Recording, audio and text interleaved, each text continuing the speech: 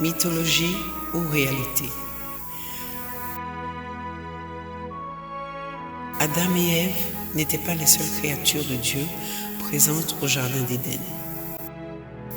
Un être qu'on désigne comme le serpent, apparemment très intelligent, y était aussi. À la première occasion, il leur a offert une tentation à laquelle ils n'ont pu résister. Le serpent était le plus rusé de tous les animaux des champs que l'Éternel Dieu avait fait. Il dit à la femme, « Dieu a-t-il réellement dit, vous ne mangerez pas de tous les arbres du jardin ?» Genèse 3, verset 1. Il est à noter que le terme serpent réfère au caractère perfide et sournois de l'être en question qui fait penser à l'animal du vrai nom et non à sa vraie personne. De plus, la scène se passait dans le domaine spirituel et non physique. Mais qui est donc cet être et d'où vient-il? Pour les chrétiens, il s'agit de Satan, de l'hébreu Shaitan, qui signifie l'adversaire. C'est lui qui est l'ange déchu, connu sous le nom de Lucifer, ce qui signifie porteur ou ange de lumière. Voilà comment la Bible le caractérise.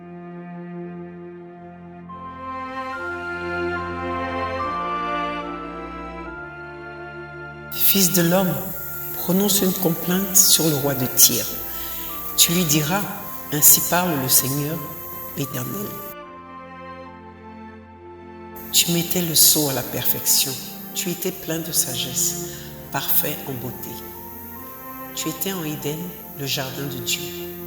Tu étais couvert de toute espèce de pierres précieuses, de sardoine, de topaze, de diamants, de chrysolite, d'onyx, de jaspe, de saphir, d'escarboucle, d'émeraude et d'or. Tes tambourins et tes flûtes étaient à ton service, préparés pour le jour où tu fus créé. Tu étais un chérubin protecteur, aux ailes déployées. Je t'avais placé et tu étais sur la sainte montagne de Dieu. Tu marchais au milieu des pierres étincelantes. Tu étais intègre dans tes voies, depuis le jour où tu fus créé, jusqu'à celui où l'iniquité a été trouvée chez toi. Par la grandeur de ton commerce, tu as été rempli de violence et tu as péché. Je te précipite de la montagne de Dieu et je te fais disparaître, chérubin protecteur, du milieu des pierres étincelantes. Ton cœur s'est élevé à cause de ta beauté. Tu as corrompu ta sagesse par ton éclat. Je te jette par terre, je te livre en spectacle au roi. Par la multitude de tes iniquités, par l'injustice de ton commerce, tu as profané tes sanctuaires. Je fais sortir du milieu de toi un feu qui te dévore. Je te réduis en cendres sur la terre, aux yeux de tous ceux qui te regardent. Tous ceux qui te connaissent parmi les peuples sont dans la stupeur à cause de toi. Tu es réduit au néant, tu ne seras plus à jamais. Ézéchiel 28, versets 12 à 19. Te voilà tombé du ciel, astre brillant, fils de l'aurore. Tu es abattu à terre, toi le vainqueur des nations. Tu disais en ton cœur, je monterai au ciel, j'élèverai mon trône au-dessus des étoiles de Dieu. Je m'assiérai sur la montagne de l'assemblée, à l'extrémité du septentrion. Je monterai sur le sommet des nues et je serai semblable au Très-Haut. Ésaïe 14, versets 12 à 14. Dans les deux passages précédents, respectivement à propos du roi de Babylone et du roi de Tyr, on comprend aisément qu'aucun humain ne peut se prévaloir des attributs pour lesquels ces personnages se sont attirés le courroux de Dieu.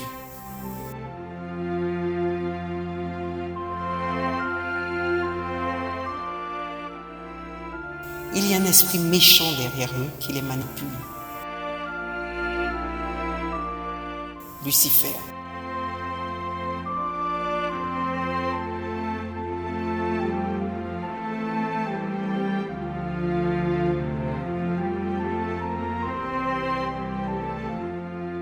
intrigue de palais et lutte pour le pouvoir.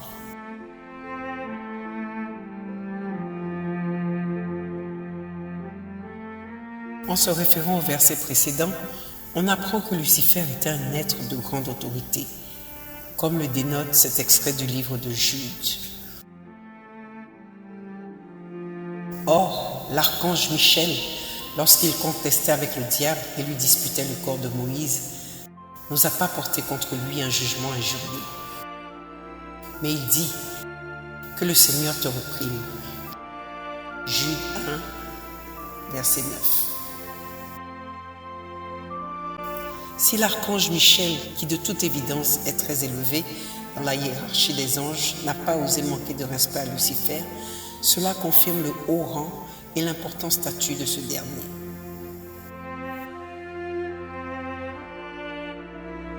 Une analogie contemporaine pour comprendre qui était réellement Lucifer serait de le comparer à un vice-président ou un premier ministre à qui le président accorde tellement de pouvoir qu'il finit par chercher à prendre la place du président par un coup d'État.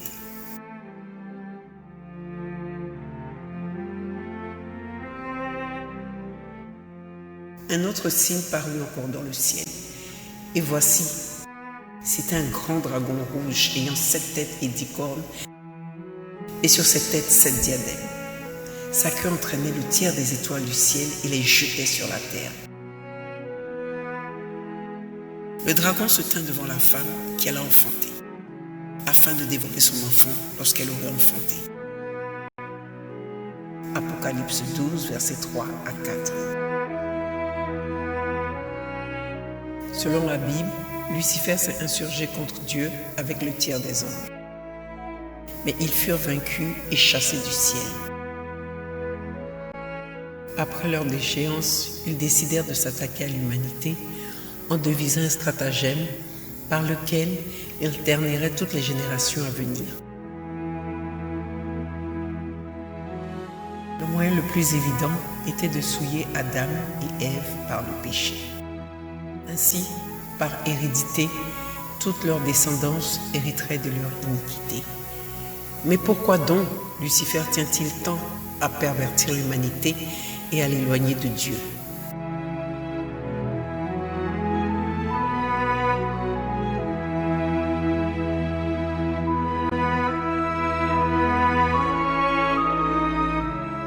La réponse se trouve dans le passage suivant. Car si Dieu n'a pas épargné les anges qui ont péché, mais s'il les a précipités dans les abîmes de ténèbres et les réserve pour le jugement, le Seigneur s'est délivré de l'épreuve les hommes pieux et réservé les injustes pour être punis au jour du jugement. 2 Pierre 2, versets 4 et 9. Lucifer et tous les anges déchus, démons à son service, savent que Dieu les a réservés pour le jugement final et inexorablement ce jour arrivera. Dans leur rage destructrice, ils veulent entraîner toute l'humanité avec eux. Les hommes, à cause du péché, sont malheureusement aussi soumis au jugement de Dieu selon qu'il est écrit. Car tous ont péché et sont privés de la gloire de Dieu. Romains 3, verset 23. Voilà donc l'enjeu réel du drame que vit l'humanité depuis le moment où Ève céda à la tentation et désobéit à Dieu. Une guerre sans merci est dirigée par Lucifer contre les hommes, dont le but est de leur assurer la damnation éternelle par le biais du péché.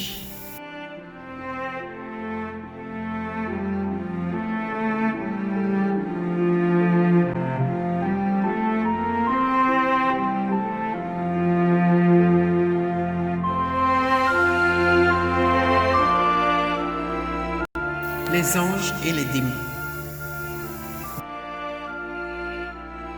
Bibliquement parlant, les anges sont les créatures qui sont restées fidèles à Dieu, tandis que les démons sont celles qui se sont rebellées et ont été déchues.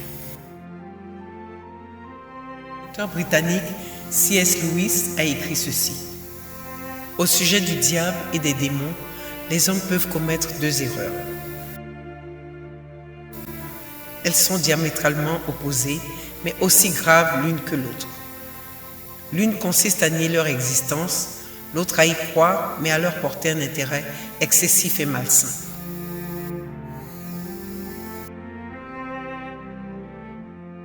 L'objectif de ce chapitre n'est nullement de glorifier ces créatures, mais de porter leur existence à la connaissance du lecteur et définir leur rôle comme nous le décrivent les Écritures. Il n'y a pas vraiment beaucoup d'informations sur les anges. À propos d'eux, il est écrit: ne sont-ils pas tous des esprits au service de Dieu, envoyés pour exercer un ministère en faveur de ceux qui doivent hériter du salut? Hébreux 1, verset 14.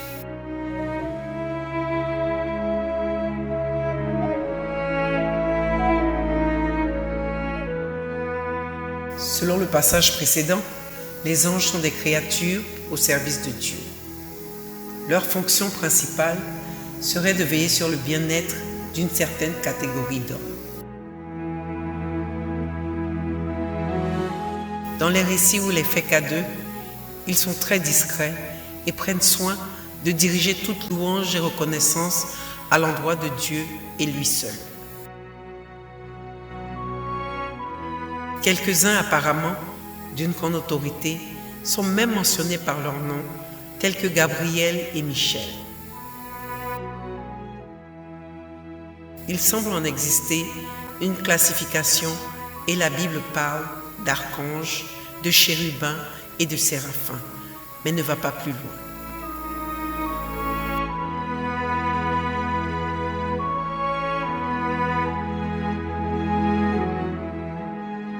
Quant aux démons, ils sont classifiés en domination, autorité, prince de ce monde des ténèbres et esprit méchant dans les lieux célestes, selon Éphésiens 6, verset 12. C'est une hiérarchie extrêmement structurée, avec à la base des esprits impurs de tout genre qui jouent le rôle de soldats au haut niveau des démons de plus en plus importants et puissants, puis les princes de Satan et au sommet Lucifer lui-même.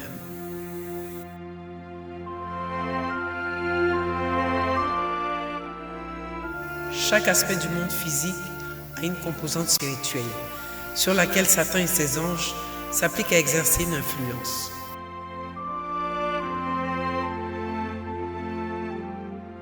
Pour cela, ils se sont partagés le monde en zones d'action.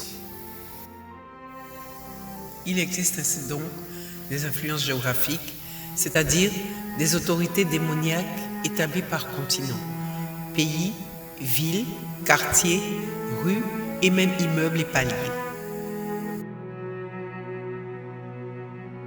Il y a aussi des dominations ethniques, claniques et familiales, auxquelles il faut ajouter l'ascendance sociale qui se caractérise par la mainmise d'une certaine frange de la population sur le pouvoir politique, économique, social et même religieux.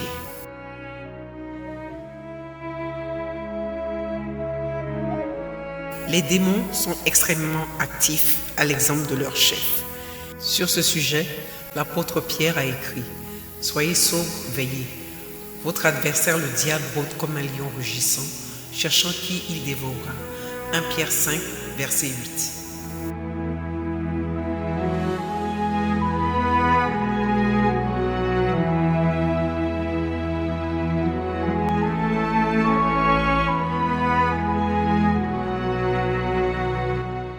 L'homme est en effet une proie pour les démons qui cherchent à lui nuire. Étant destinés à être jugés et jetés dans les temps de feu, ils en veulent terriblement à l'humanité, simplement par pure jalousie. À la moindre occasion, ils chercheront à la corrompre par la tentation qui, produisant le péché, générera l'iniquité par lequel ils l'influenceront. Le passage suivant, dans lequel l'apôtre Paul parle du péché en lui et de l'incapacité de lui résister, en est une bonne illustration. Ce qui est bon, je le sais, n'habite pas en moi, c'est-à-dire dans ma chair. J'ai la volonté, mais non le pouvoir de faire le bien. Car je ne fais pas le bien que je veux, et je fais le mal que je ne veux pas. Si je fais ce que je ne veux pas, ce n'est plus moi qui le fais, c'est le péché qui habite en moi. Je trouve donc en moi cette loi. Quand je veux faire le bien, le mal est attaché à moi. Car je prends plaisir à la loi de Dieu selon l'homme intérieur. Mais je vois dans mes membres une autre loi qui lutte contre la loi de mon entendement et qui me rend captif de la loi du péché qui est dans mes membres.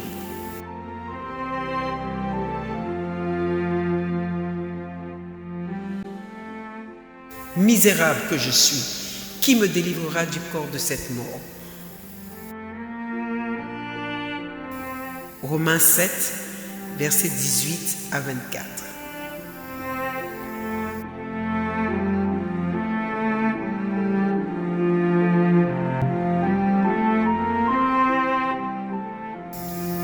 L'homme dans le monde spirituel. Nous avons déjà vu que les anges, ceux restés fidèles à Dieu, ainsi que ceux déchus, ne sont qu'âme et esprit, alors que les hommes sont âme, esprit et corps. L'homme, à cause du péché, s'est attiré le courroux de l'Éternel et a été retranché de sa présence. N'ayant plus accès au monde spirituel, il est considéré comme spirituellement mort. Certains hommes, en quête de puissance et de pouvoir surnaturel, entreprennent donc de rétablir la relation entre l'âme et l'esprit que Dieu a brisée à cause du péché. Ils sont aidés en cela par les démons qui n'en demandent pas mieux. Le rétablissement de la relation entre l'âme et l'esprit de l'homme, autrement que par Dieu, c'est la sorcellerie. L'homme normal n'est aucunement conscient du monde spirituel. À juste titre, imaginez un instant ouvrir les yeux et voir des démons et esprits impurs de tout genre. Quelle horreur! La sorcellerie est l'utilisation par certaines personnes de leur corps spirituel. C'est une pratique dite occulte. Le terme occultisme vient du latin occultus, qui signifie caché ou secret. Et ne prenez point part aux œuvres infructueuses des ténèbres, mais plutôt condamnez-les. Car il est honteux de dire ce qu'ils font en secret. Éphésiens 5, versets 11 à 12.